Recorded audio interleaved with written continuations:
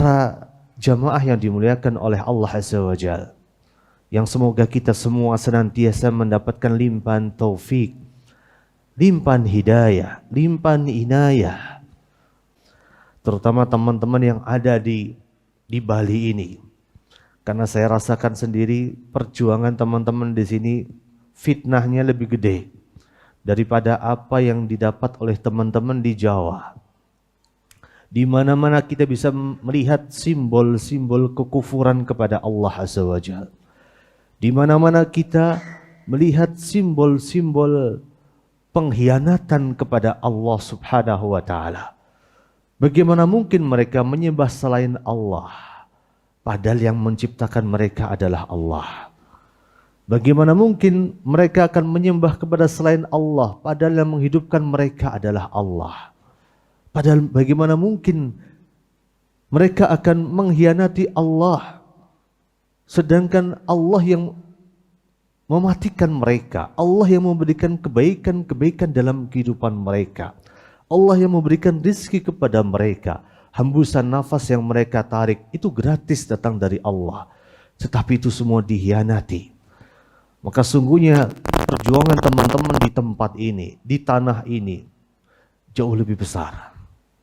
Karena sesungguhnya simbol-simbol pengkhianatan atas keesaan Allah Azza wa Jal nampak di mata kita.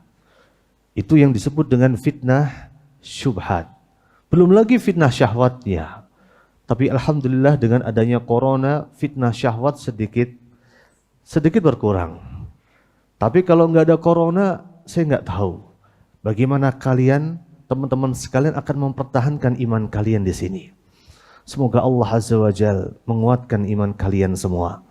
Semoga Allah Azza wa Jal meneguhkan di atas jalan keistiqomahan.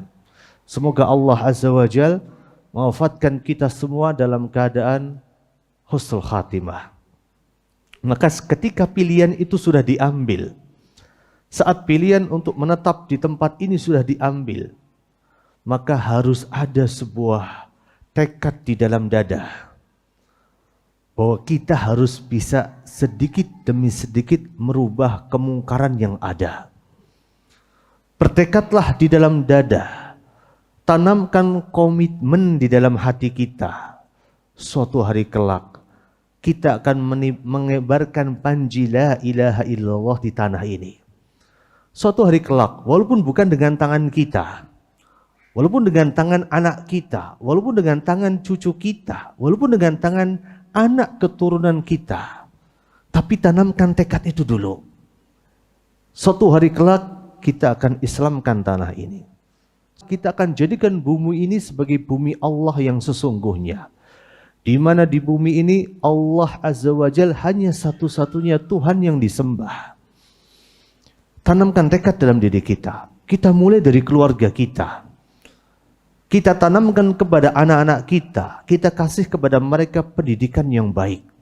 Ajarkan mereka Al-Quran. Ajarkan mereka Islam. Ajarkan mereka iman. Ajarkan mereka taqwa. Ajarkan mereka nilai-nilai kebaikan yang telah Allah Azza wa Jal turunkan. Ajarkan kepada mereka nilai-nilai kebaikan yang telah dibawa oleh Nabi kita Muhammad sallallahu alaihi wasallam. Kalaupun kita belum bisa merubah kemungkaran ini dengan tangan kita, kalaupun kita tidak bisa merubah kemungkaran dengan lisan kita, kalaupun kita tidak bisa merubah kemungkaran dengan ilmu kita, minimal yang akan menjadi agen perubahan itu adalah anak kita. Yang menjadi agen perubahan itu adalah cucu kita. Yang menjadi agen perubahan itu adalah anak keturunan kita. Setidaknya kita sudah menanam saham, menanam pondasi-pondasi kebaikan itu. Dan semoga niat saya datang ke tempat ini meninggalkan mutiara-mutiara kebaikan.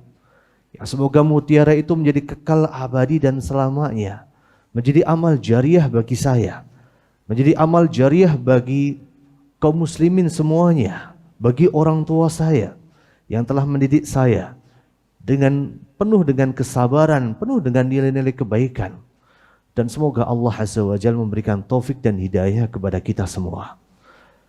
Tanamkan komitmen dalam diri kita, harus ada komitmen. Sebagaimana Allah Azza wa Jal memberikan kebaikannya kepada kita tanpa pernah mengharapkan apapun dari diri kita. Allah ketika memberikan udara kepada kita gratis, saat Allah memberikan makan dan minuman kepada kita di saat di luar sana orang kesulitan dapat makan dan minum. Allah memberikan kebaikannya kepada diri kita tanpa pernah kita minta. Ada enggak yang semalam kira-kira berdoa kepada Allah, ya Allah, aku meminta kepadamu, semoga besok pagi paru-paru saya bisa bekerja dengan baik sebagaimana bekerjanya pada hari ini. Ada yang minta semalam seperti itu? Enggak ada. Allah berikan kebaikannya kepada kita. Paru-paru kita bekerja dengan normal, ginjal kita bekerja dengan baik, pankreas kita bekerja dengan sebagaimana mestinya.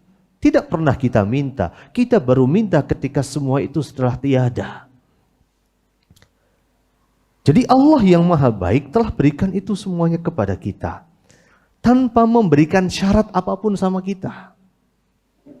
Allah kasih nafas kita gratis, Allah kasih kita kehidupan gratis, gak ada syarat apapun. Hanya satu, wa ma khalaqtul jinna wal insa illa liya'budun. Maka sudah wajib bagi diri kita untuk tanamkan komitmen itu. Betapa kita menjadi orang yang tidak bisa membalas budinya Allah, walaupun Allah tidak menginginkan balasan itu. Allah Maha Kaya. Allah mensifati dirinya dengan nama Al-Ghani. Allah Maha Kaya. Allah tidak butuh salat kita, tidak butuh puasa kita. Bahkan kalau semua dari kita menjadi syaitan-syaitan yang samit. Syaitan ada dua. Syaitanu samit dan syaitanu natiq. Setan yang bisa ngomong dan setan yang gak bisa ngomong. Kalau kita melihat kemungkaran dan kita gak ngomong, para ulama mengatakan wahada syaitanu samit. Itu adalah syaitan yang gak bisa ngomong. Melihat kemungkaran dia biarkan aja. Maka sungguh kita harus punya komitmen.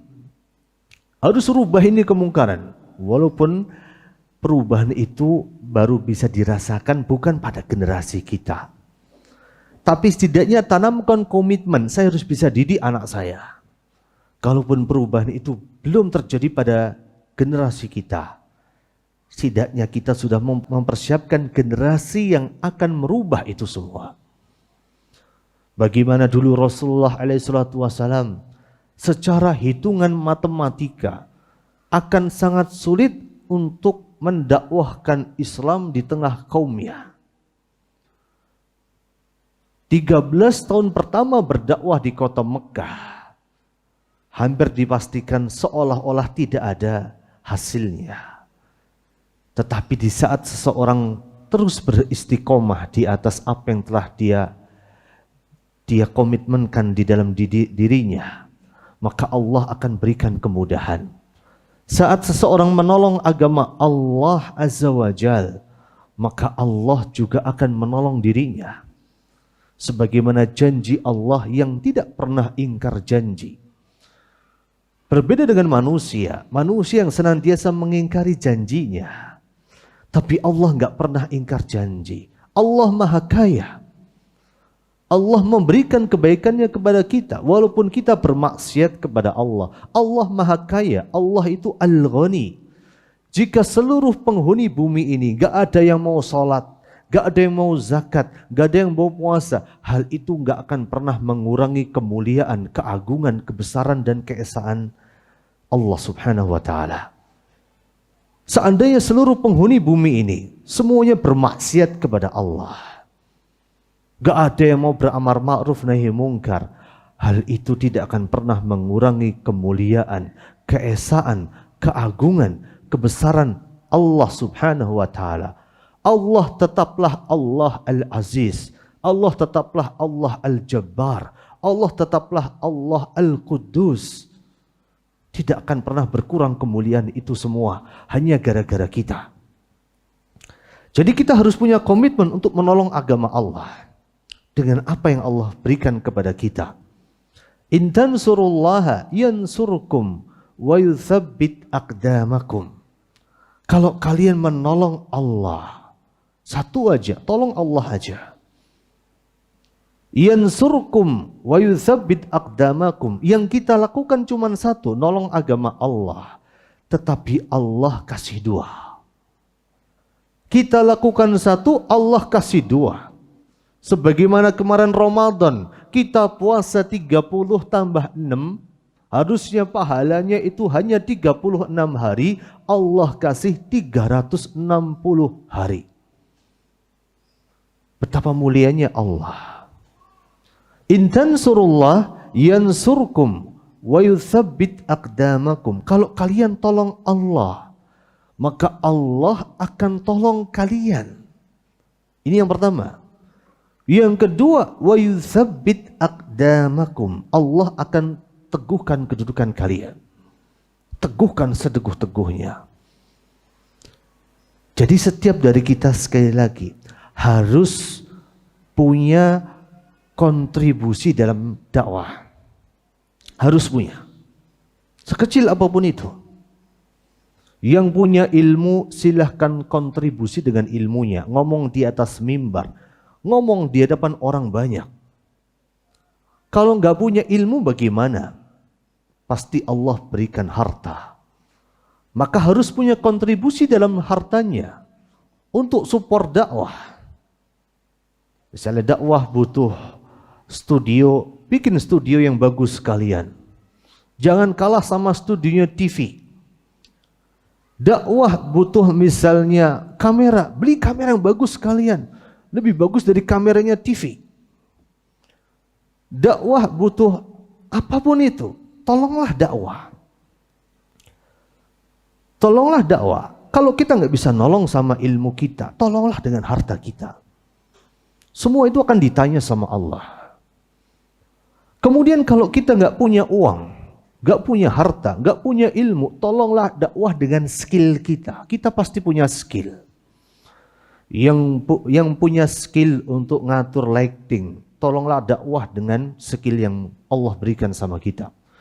Yang punya skill untuk nyeting kamera, maka tolonglah dakwah dengan menyeting kamera. Yang punya skill untuk nge-live streaming kajian-kajian, tolonglah dakwah dengan cara itu. Gak usah hitung-hitungan sama dakwah. Kalau kita hitung-hitungan sama dakwah, Allah pun bisa hitung-hitungan sama kita. Di losdol aja, Allah akan berikan pertolongannya sama kita. Memang betul waktu kita mungkin berkurang saat kita nolong dakwah. Harta kita memang berkurang secara matematika saat kita nolong dakwah. Tetapi Allah akan berikan kejutan-kejutan spesial di dalam hidup kita. Kalau kita bisa nolong dengan ilmu kita, tolonglah dengan ilmu kita. Kalau kita bisa nolong dengan harta kita, tolonglah dakwah dengan harta kita.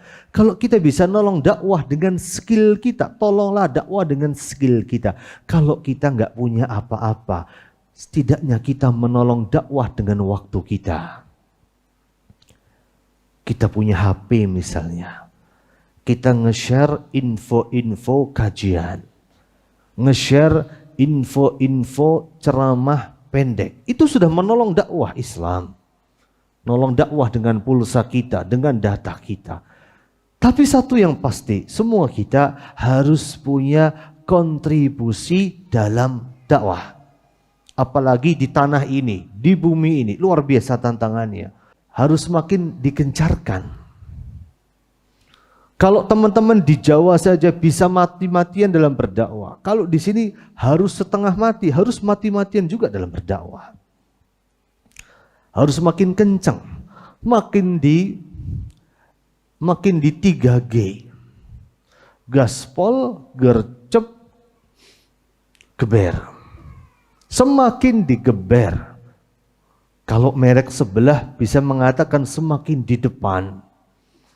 Maka kita harus mengatakan semakin digaspol, semakin digeber, semakin digercep. Itu yang harus kita lakukan. Karena sesungguhnya setiap dari kita akan kembali kepada Allah Subhanahu wa Ta'ala. Usia kita gak lama. Tetapi yang membuat usia kita menjadi berkah adalah saat kita mendedikasikan kehidupan kita, mendedikasikan harta kita, mendedikasikan waktu kita untuk menolong Allah Subhanahu wa Ta'ala. Kita akan melihat hasilnya nanti saat kita kembali kepada Allah. Maka dari itulah lihatlah rahasia kenapa kita kaum muslimin dilarang mencela para sahabat Nabi. Bahkan Rasulullah mengatakan seandainya kalian menginfakkan emas sebesar 1 gunung Uhud, kalian infakkan semua di jalan Allah Subhanahu wa Ta'ala, maka infak kalian itu gak akan bisa menandingi kebaikan yang didapatkan oleh para sahabat. Kenapa sebabnya? Karena kontribusi para sahabat dalam dakwah. Saat para sahabat mendengar sebuah hadis dari Nabinya Sallallahu Alaihi Wasallam, kemudian disampaikan kepada para tabi'in dengan mengatakan, sami'tu Rasulullah Sallallahu Alaihi Wasallam yaqul kada wa kada. Rasulullah mengatakan ini dan itu. Kemudian apa yang disampaikannya tadi diamalkan oleh para tabi'in. Setelah itu diajarkan dan diamalkan oleh mereka. Disampaikan kepada para atba'u tabi'in. Seterusnya sampai kepada generasi kita. Betapa banyak amal jariah yang mereka dapatkan. Inilah dahsyatnya orang berdakwah di jalan Allah. Tinggalkanlah jejak-jejak kebaikan di dalam kehidupan kita. Tinggalkanlah mutiara-mutiara di dalam kehidupan kita. Tinggalkanlah mutiara-mutiara hikmah di dalam kehidupan kita. Sungguh, kita akan mendapatkan suatu kebaikan yang besar. Kita akan menjadi orang yang paling tercengang di hadapan Allah Subhanahu wa Ta'ala. Dulu kita merasa amal kita begitu kurang. Dulu kita merasa dosa kita begitu menumpuk.